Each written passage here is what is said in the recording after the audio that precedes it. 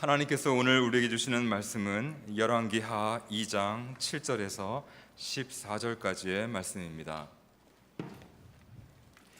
열왕기하 2장 7절에서 14절까지의 말씀을 제가 받들어 읽겠습니다. 선지자의 제자 50명이 가서 멀리 서서 바라보매 그 두 사람이 요단가에 서 있더니 엘리야가 겉옷을 가지고 말아 물을 치매 물이 이리저리 갈라지고 두 사람이 마른 땅 위로 건너더라. 건너매 엘리야가 엘리사에게 이르되 나를 내게서 데려감을 당하기 전에 내가 내게 어떻게 할지를 구하라. 엘리사가 이르되 당신의 성령이 하시는 역사가 갑절이나 내게 있게 하소서 하는지라. 이르되 내가 어려운 일을 구하는도다. 그러나 나를 내게서 데려가시는 것을 내가 보면 그 일이 내게 이루어지려니와 그렇지 아니하면 이루어지지 아니하리라 하고 두 사람의 길을 가며 말하더니 불수레와 불말들이 두 사람을 갈라놓고 엘리야가 회오리 바람으로 하늘로 올라가더라. 엘리사가 보고 소리 지르되 내 아버지여 내 아버지여 이스라엘의 병거와 그 마병이여 하더니 다시 보이지 아니하는지라. 이에 엘리사가 자기의 옷을 잡아 둘로 찢고 엘리야의 몸에서 떨어진 겉옷을 주워 가지고 돌아와 요단 언덕에 서서 엘리야의 몸에서 떨어진 그의 겉옷을 가지고 물을 치며 이르되 엘리야의 하나님 여호와는 어디 계시니이까 하고 그도 물을 치매 물이 이리저리 갈라지고 엘리사가 건너니라. 아멘.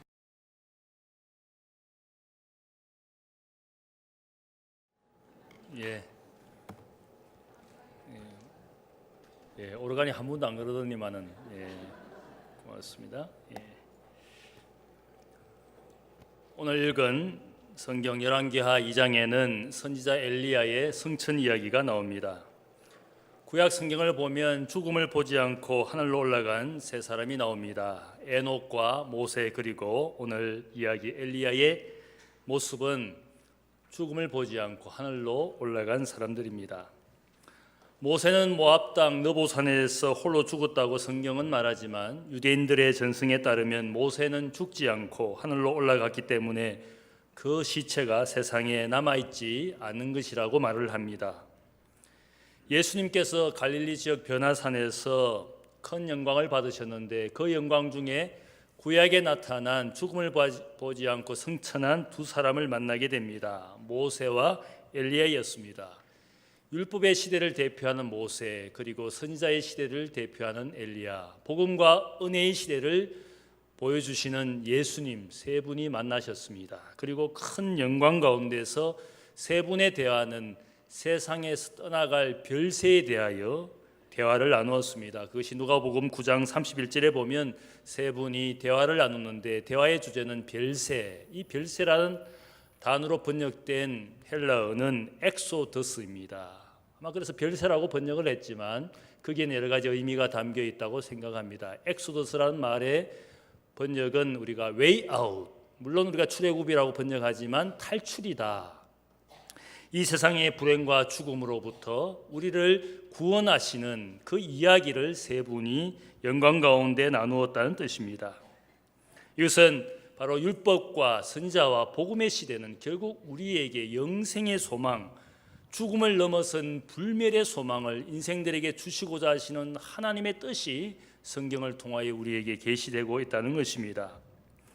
엘리야의 승천 이야기는 엘리야의 마지막 모습을 보여주기도 하지만 오늘 장면을 보면 그의 후계자 엘리사를 통해서 새롭게 또한 하나님의 역사를 시작하시는 것을 보여줍니다. 위대한 하나님의 사람 엘리야는 사라지고 없어지지만 그것이 그를 따르는 사람들에게 혹 좌절과 낙심을 가져올 수는 있지만 하나님의 역사는 계속됨을 말하고 있습니다. 그런 점에서 모세는 떠나갔지만 그의 후계자 여호수아는 이스라엘 백성들을 이끌고 요단강을 건너 약속의 땅에서 하나님의 역사를 이어가는 후계자가 됩니다. 오늘 말씀도 마찬가지로 엘리야는 떠나가지만 그의 후계자로서 선지자의 사역을 계속하는 엘리사의 이야기를 보여줍니다. 읽지는 않았지만 본문의 이야기 다음에 나오는 이야기는 엘리사가 떠나가게 되었을 때 그를 따랐던 많은 선지자의 제자들은 엘리야의 존재에 대해서 미련을 가지게 됩니다. 그래서 엘리사를 찾아가서 사람 50명을 보내어서 산과 골짜기를 찾아서 엘리야의 존재 혹 그 시체라도 찾아야 한다라고 간청을 합니다. 사람을 보내어 찾아보지만 엘리야는 더 이상 세상에 남아있지 않습니다. 모세의 시체가 세상에 남아있지 않은 것처럼 위대했던 하나님의 사람 엘리야도 세상에 남아있지 않습니다. 이 이야기가 전하는 중요한 교훈은 제가 생각할 때 이제는 사람은 사라질 수 있어도 하나님의 역사는 누군가를 통하여 계속 이어진다라는 사실을 분명히 이야기합니다. 혹 우리가 위대한 하나님의 사람, 큰 목회와 혹은 귀한 사역을 통해서 큰 일들을 이루었던 목사님이 죽게 되었을 때, 사라지게 되었을 때 사람들은 안타까움을 가지게 됩니다. 그래서 어떻게라도 그분의 사역이 이어지기를 원해서 혹 어떤 교회는 그 아들이라도 세습하면 그 사역이 이어지지 않을까 미리 걱정하고 미리 염려해서 그런 일들을 만들어냅니다. 중요한 것은 오늘 말씀을 보면 사람의 모든 것은 사라질지라도 하나님의 위대한 것은 다시 시작된다라는 사실을 알려주고 있습니다. 그런 점에서 하나님의 사람 엘리야는 떠나가지만 그의 제자 엘리사가 엘리야에게 임했던 하나님의 성령의 능력을 갑절로 받아서 다시 일하게 되는 이야기입니다. 저는 여기서 엘리야의 후계자 엘리사가 어떻게 성령의 능력을 갑절로 받았는지 그의 존재를 주목해 봅니다. 어떻게 그가 갑절의 능력, 갑절의 복을 받았는지 생각해 보게 됩니다. 그가 갑절로 받은 이유가 있을 것 같습니다. 첫 번째는 엘리사는 하나님의 부르심에 자신의 모든 것을 내려놓고 엘리야를 전적으로 따라간 사람입니다. 엘리야 시대가 어떤 시대였습니까? 바알 숭배가 온 세상에 가득했던 시대였습니다. 아합 왕과 그의 아내 이세벨이 바알을 들여와서 바알을 신처럼 섬기던 그런 시대였습니다. 그래서 엘리야는 이 바알 숭배와 대항하면서 하나님의 뜻을 전하면서 드디어는 갈멜산에서 하나님이 불로 임하시는 그런 하나님의 살아계심을 사람들에게 보여주었습니다. 그러다가 결국은 이세벨 여왕의 분노 가운데 광야로 도망치게 됩니다. 호렙산 동굴에 숨게 됩니다. 그러면서 하나님 앞에 한탄합니다.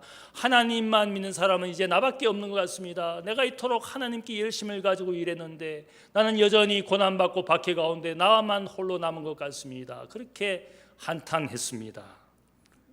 하나님은 숨어 계시는 겁니까? 하나님은 침묵하고 계십니까? 그렇게 한탄했습니다. 그때 하나님이 엘리야에게 말씀합니다. 호렙산 동굴 밖으로 서라. 그리고는 하나님의 존재와 영광을 엘리야 눈앞에 보여줍니다. 자연의 거대한 세력인 태풍을 몰아옵니다. 또한 화산의 불로 온 바위를 태웁니다.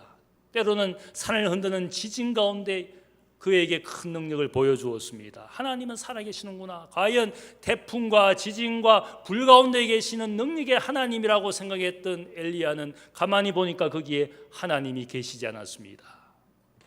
세상에 자신의 능력과 존재를 보여주시기 위해서 거대한 세력을 동원해서 하나님의 살아계심을 눈으로 보이는 것처럼 보여주는 것으로 하나님은 자기를 계시하지 않았습니다. 오히려 그 장면을 보면 열왕기상 19장에 보면 하나님이 엘리야의 영혼 가운데 조용히 말씀합니다. 거기에 보면 세미한 음성으로 엘리야에게 말씀합니다.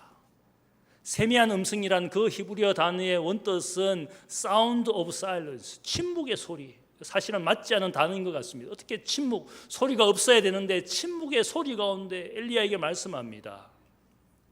거기에 하나님이 계셨습니다. 그리고 그 침묵의 소리 가운데 엘리야의 귀에 들려오는 하나님의 말씀은 내가 사밧의 아들 엘리사에게 기름을 부어서 너를 대신하여 선지자가 되게 하리라. 사람을 세우시는 이제 엘리야의 시대는 끝나지만 그의 뒤를 이어서 사밧의 아들 엘리사를 너를 이어 선지자가 되게 하겠다.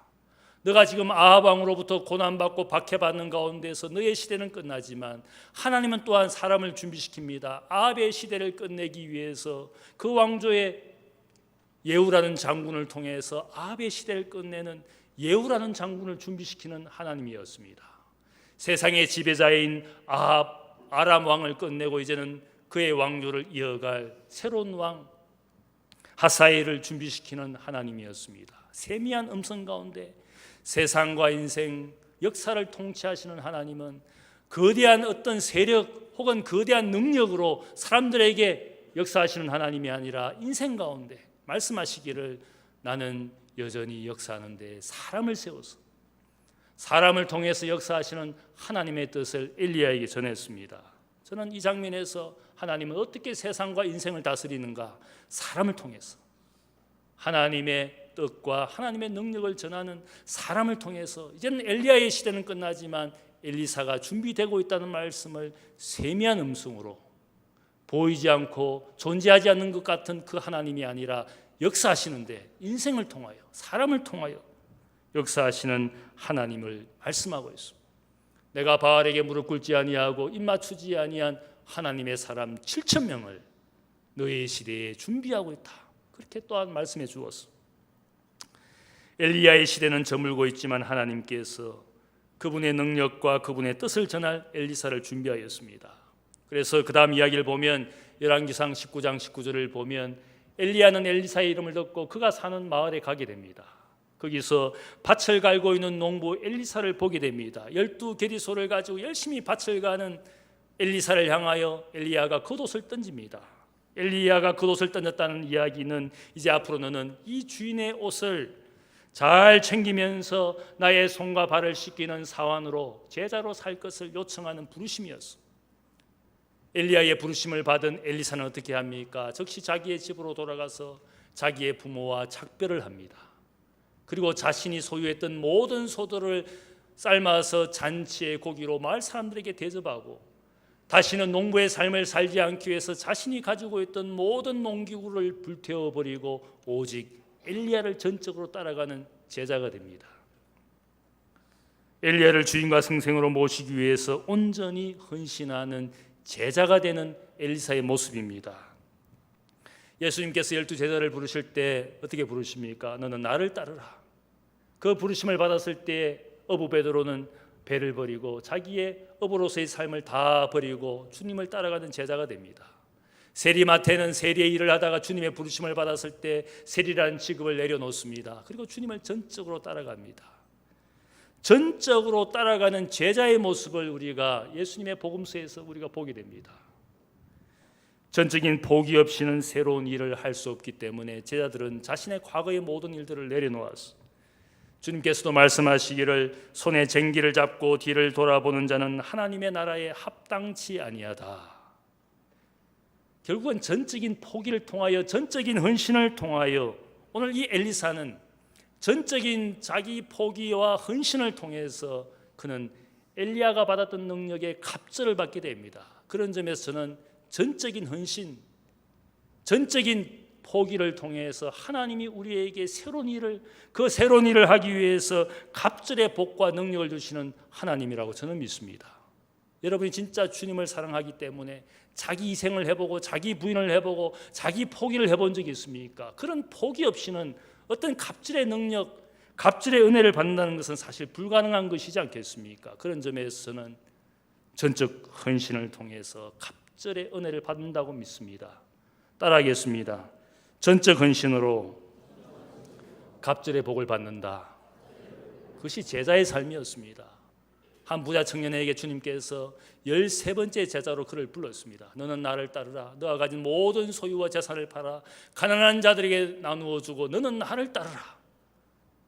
주님이 그를 제자로 삼기를 원했지만 그가 주님의 부르심에 응답하지 못합니다. 자기의 재물이 많은 거로 근심하여 자기의 집으로 돌아갔다. 전적인 포기를 못했기 때문에, 전적인 주님에 대한 헌신이 없었기 때문에 주님의 제자가 되는 복을 그는 누릴 수가 없었습니다.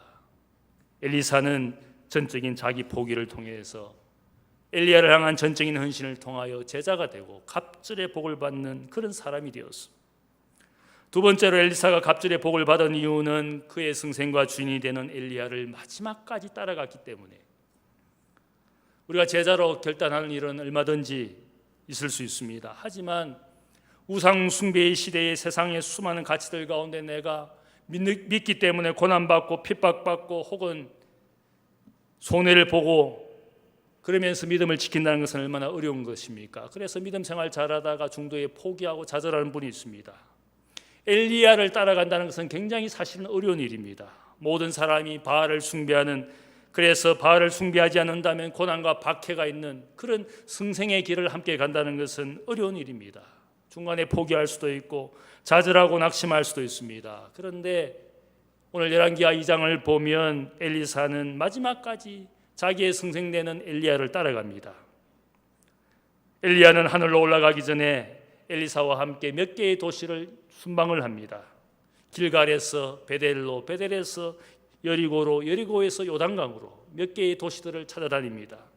근데 여기에 재밌는 것은 엘리야는 자기를 따라오는 엘리사를 포기하도록 너는 여기에 머물라, 그렇게 3번이나 말을 합니다. 그때마다 엘리사는 엘리야의 말, 여기에 머물라라는, 포기하고 따라오지 말라라는 그의 말을 거부하면서 이렇게 말합니다. 여호와께서 살아계심과 당신의 영혼이 살아있음을 두고 맹세하노니 내가 당신을 결코 떠나지 않겠습니다. 당신이 가는 곳 어디나 나는 따라가겠습니다. 결코 내가 당신을 버리는 일이 없고 당신이 가는 어떤 곳이라도 나는 따라가겠습니다. 그렇게 그가 고백을 합니다. 엘리사의 이 모습을 보면 성경의 한 이야기가 생각이 납니다. 여러분이 잘 아시는 모압 여인 룻의 이야기를 여러분이 알고 있습니다. 시어머니 나오미와 함께 모압 땅에 살다가 남편들이 다 죽어서 시어머니와 며느리들이 다 과부가 되었습니다. 과부의 삶을 불행하게 살다가 결국은 시어머니 나오미가 모압 땅에 사는 것을 포기하고 고국 땅 이스라엘 베들레헴으로 돌아가기를 결심합니다. 그리고 모압 여인이었던 2 며느리를 향하여 이야기합니다. 너희는 더 이상 나를 따라오지 말고 이 너희의 고향 땅에 남아서 모압 사람과 결혼하고 너희 스스로 이제는 행복을 찾아가라. 그렇게 자신을 따라올 필요가 없다고 말을 합니다. 그래서 한 며느리는 포기합니다. 그 땅에 남습니다. 그러나 다른 며느리 모압 여인 룻은 시어머니에게 이야기합니다. 어머니 가시는 곳에 나도 가고 어머니께서 머무시는 곳에 나도 머물겠습니다. 어머니의 백성이 나의 백성이 되고 어머니의 하나님이 나의 하나님이 되시리니 어머니께서 죽으시는 곳에 나도 죽어 거기 묻힐 것이라. 만일 내가 죽는 일 외에 어머니를 떠나면 여호와께서 내게 벌을 내리시고 더 내리시기를 원하나이다. 이 며느리의 고백, 이런 고백을 시어머니에게 할 며느리가 여기에 있습니까? 나는 죽는 일 외에 어머니를 떠나지 않겠습니다. 어머니 가는 곳에 내가 가고 어머니 죽는 곳에 내가 묻히겠습니다.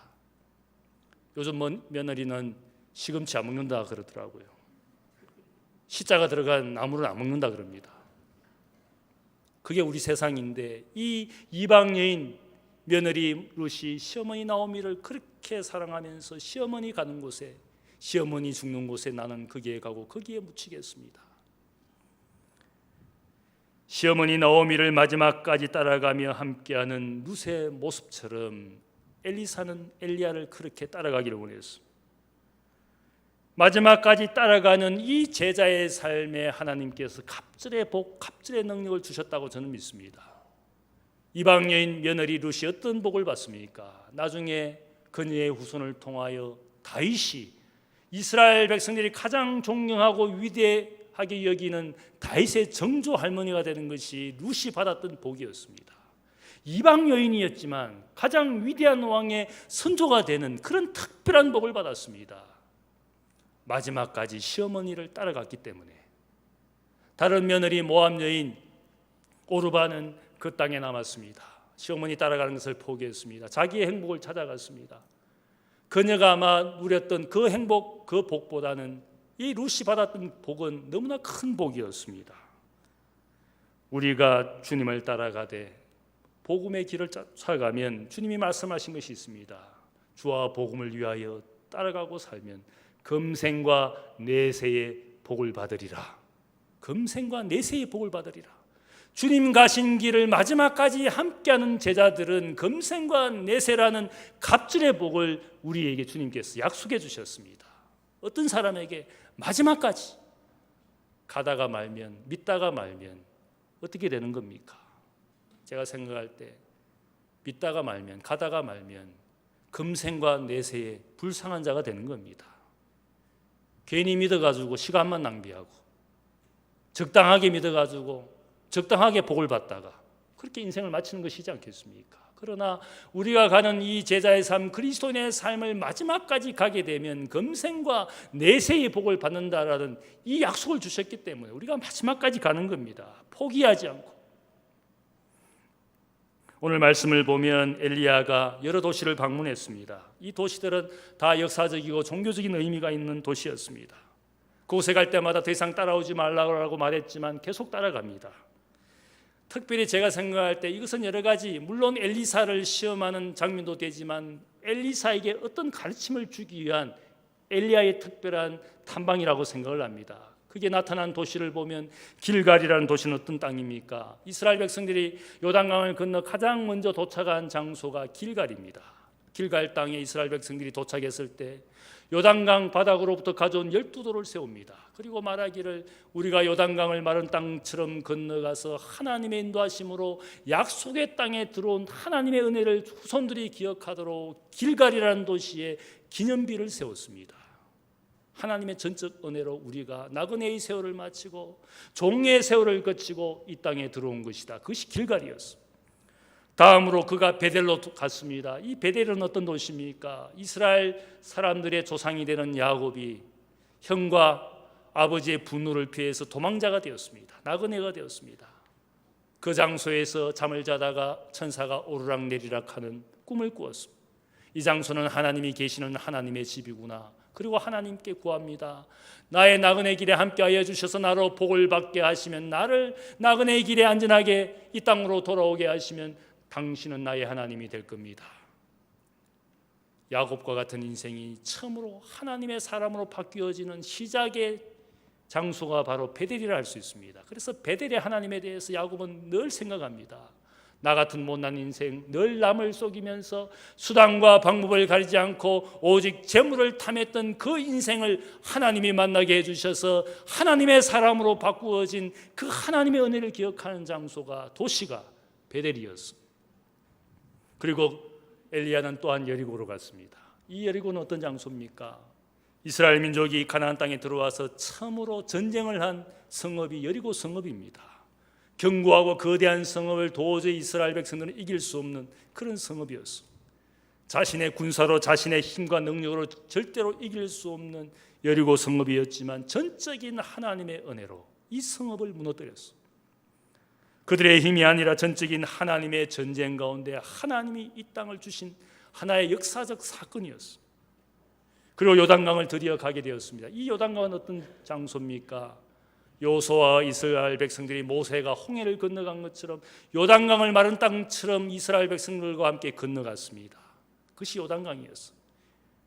길갈과 베델과 여리고와 요단강은 이스라엘 역사를 통하여 하나님의 은혜와 사랑을 보여준 장소였습니다. 왜 이 도시들을 방문한 겁니까? 엘리야는 자신의 제자 엘리사에게 기억하게 했습니다.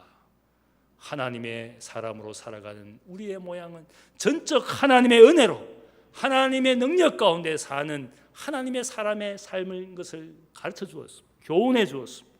마치 역사와 현장을 탐방하면서 교육을 시키는, 마치 교생 실습하는 것처럼 그 모든 도시를 보여주었습니다. 이 모든 영적 훈련을 통하여 진정한 제자가 되고 진정한 하나님의 사람이 되기를 원했던 겁니다. 준비된 사람, 훈련된 사람에게 갑절의 은혜와 복을 주시는 하나님이라는 사실을 알려주고 있습니다. 누가 갑절의 복을 받을 수 있습니까? 저는 그런 생각해 봅니다.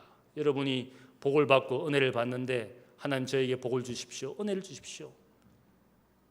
그냥 주어지는 은혜와 그냥 주어지는 복은 아닙니다.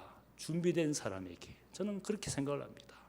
하나님이 우리에게 복을 주실 때, 은혜를 주실 때 준비된 사람에게 주실 때 그 복이 복이 되는 겁니다. 준비되지 않은 인생들에게 복을 주면 그 복이 화가 됩니다. 준비하지 않고 훈련받지 않고 내가 재물의 복을 받고 혹은 지위와 어떤 부귀를 받게 되는 복을 누린다면 그 사람 교만하게 됩니다. 별로 준비하지 않고 별로 훈련받지 않고 그 지위와 그 부를 차지하면 하나님의 영광을 위하여 쓰는 것이 아니라 결국 또 자기 욕심을 위하여 그 지위와 부를 쓰게 됩니다. 저는 이 모든 모양을 통하여 엘리야는 엘리사를 준비시켰습니다.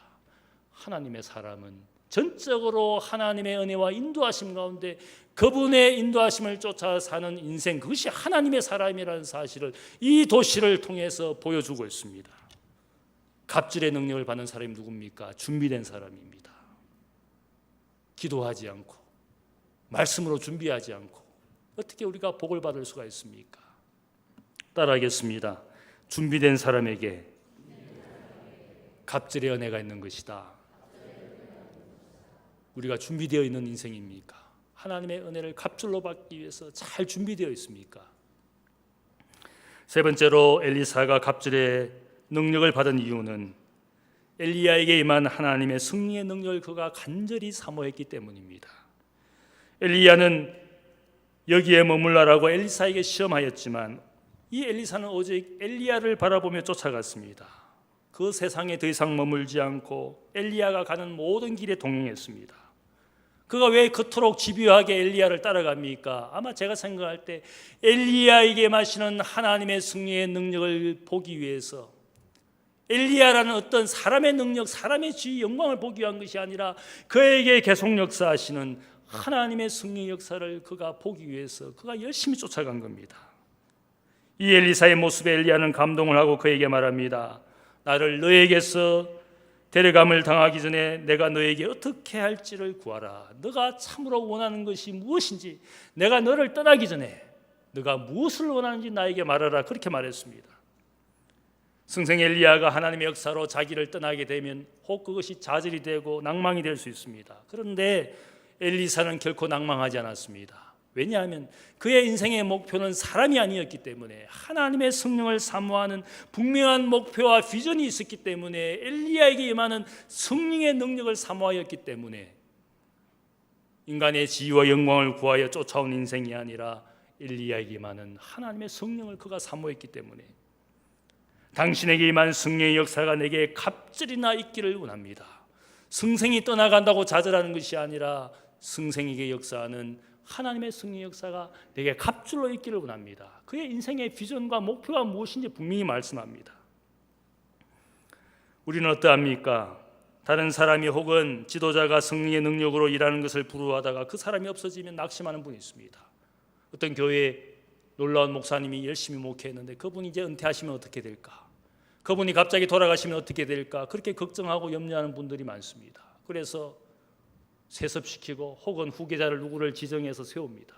너무 걱정을 많이 합니다. 저는 걱정할 필요가 없다고 생각합니다. 사람은 가지만 하나님의 역사는 계속되기 때문에, 엘리야는 가지만 엘리사의 뒤를 이을 엘리사가 있고 바알에게 무릎 꿇지 않은 7천 명이 존재하고 있었습니다. 그것이 하나님의 역사였습니다. 문제는 우리가 하나님의 도구가 되도록, 일꾼이 되도록 자신을 내려놓는 것이 필요합니다. 한때 이용교 선교사님의 책 내려놓음이란 책이 큰 인기를 끌었습니다. 내려놓음이란 단어가 참 좋은 말입니다. 그래서 이 좋은 말을 영어로 어떻게 사용할까 생각을 해보다가 내려놓음, 이것을 가장 적절하게 표현하는 단어가 availability, 내려놓는다. 이 말의 뜻은 제가 생각할 때 하나님이 쓰시도록 내가 그 자리에 있는 겁니다. 하나님이 나를 사용하시도록 내가 그 자리, 그 시간에 있는 것, 하나님이 나를 채우시도록 세상의 것으로 채워진 나의 그릇을 비워놓는 것을 저는 내려놓음이라고 생각을 합니다. 선지자 이사야의 시대에도 우상 숭배가 가득했던 시대였습니다. 하나님이 안타까운 마음으로 누가 우리를 위하여 갈고 내가 누구를 보낼고 하나님의 탄식의 소리를 들었습니다. 제사장 이사야가 그 탄식의 소리를 듣고 하나님 앞에 응답합니다. 주여, 제가 여기 있습니다. 나를 보내소서. 많은 제사장들이 그 시대에 있었지만 하나님 앞에 선자로 부르심을 받았을 때 제사장 이사야가 자기를 비우면서 하나님, 제가 여기 있습니다. 나를 보내소서. 하나님이 쓰시도록 자기를 어베일러블하게 그 자리 그 시간 하나님께 응답했습니다. 하나님의 도구가 되고 일꾼이 되도록 그 자리에 내가 존재하는 것이 어베일러블하게 나를 거기에 있게 하는 것이 하나님의 부르심에 응답하는 것이지 않겠습니까? 많은 분들이 목사님, 저는 신앙생활을 이렇게 오래 했는데 아직도 저는 미지근합니다. 도대체 아직도 제게 열정도 없고 신앙의 성장도 없는 것 같습니다. 그렇게 한탄하는 분들이 있습니다. 좀 능력 있게 살고 싶습니다. 좀 신앙이 성숙해서 성장해서 살고 싶습니다. 그런 안타까움을 토로하는 분들이 있습니다. 제가 그분들에게 이야기하고 싶습니다. 왜 당신이 변화되지 않고 성장하지 않고 뜨거워지지 않는 줄 아십니까? 하나님 부르실 때 당신이 그 자리에 없었기 때문에. 남을 탓할 것이 아닙니다.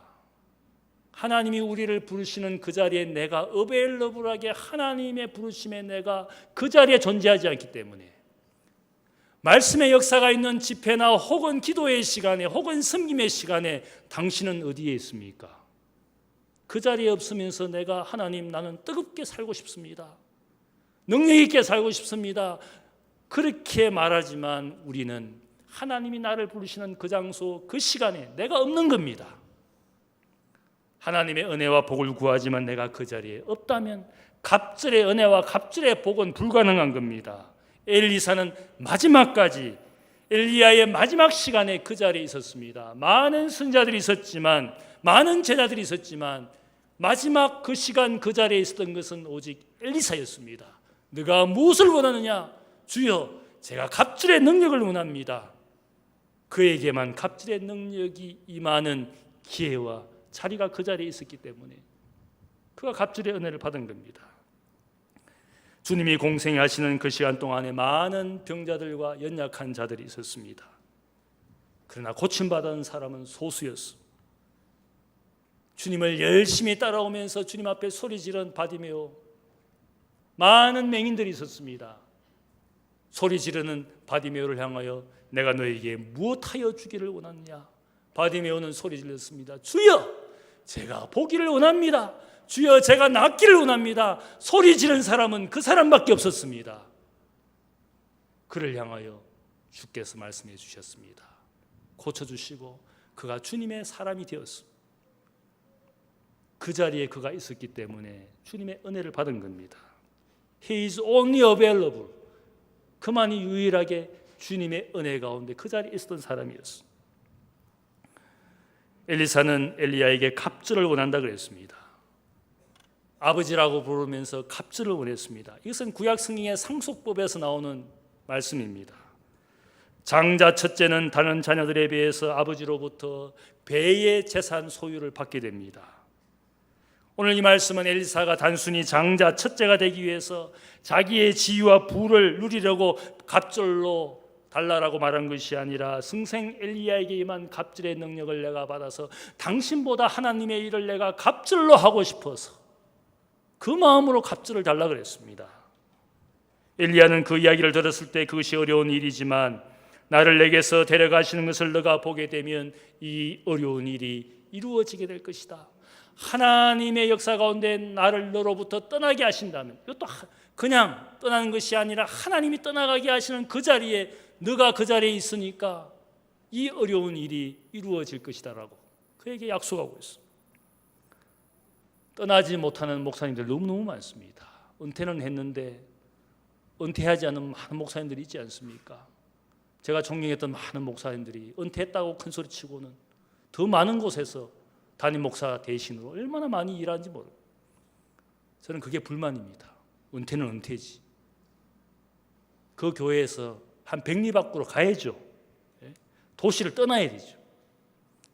저는 대학교에 떠나면 여기에 다시 오지 않을 겁니다. 오라 그래도 안 올 겁니다. 떠나야죠. 새로운 사람이 하나님의 능력을 받아서 일할 수 있도록. 하나님이 나에게만 성령의 능력을 주신 것이 결코 아닙니다. 엘리야가 아니더라도 엘리사가 준비되어 있었습니다. 갑절의 능력을 원하는 그런 하나님의 사람이 준비되어 있었습니다.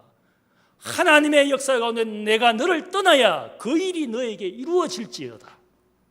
하나님의 역사를, 이 엘리사가 어떤 큰 일을 하게 될지 엘리야는 분명히 알았습니다. 엘리야는 오직 그의 겉옷만을 남겼습니다.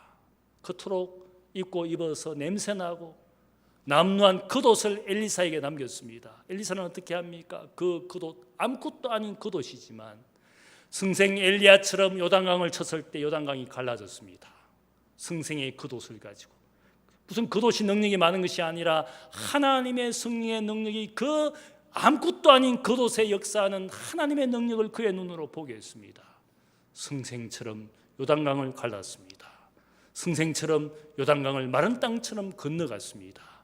요단강 이후의 땅은 하나님이 주신 약속의 땅, 그 이스라엘 땅에서 엘리야보다 갑절의 기적을 만들어내는 하나님의 사람이 되었습니다. 엘리야보다 더 위대한 많은 일을 행한 제자 엘리사였습니다.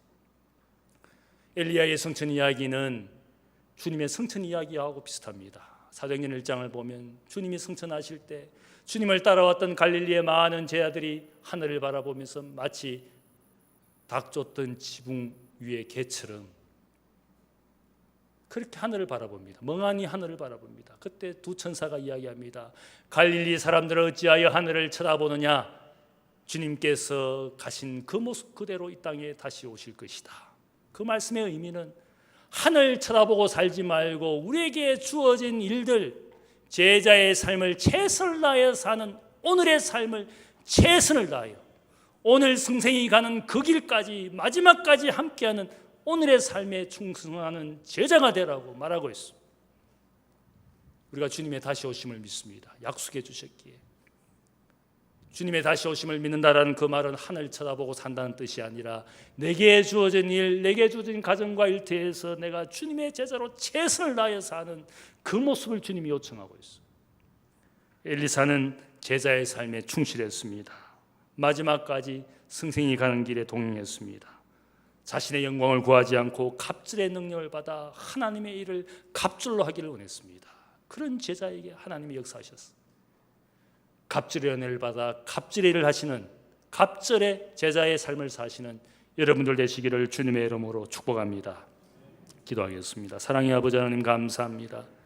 하나님 아버지, 우리는 연약합니다. 부족합니다. 그러나 주님 가신 그 길, 주님과 복음을 위하여 가는 이 길에 금생과 내세의 복이 있음을 믿습니다.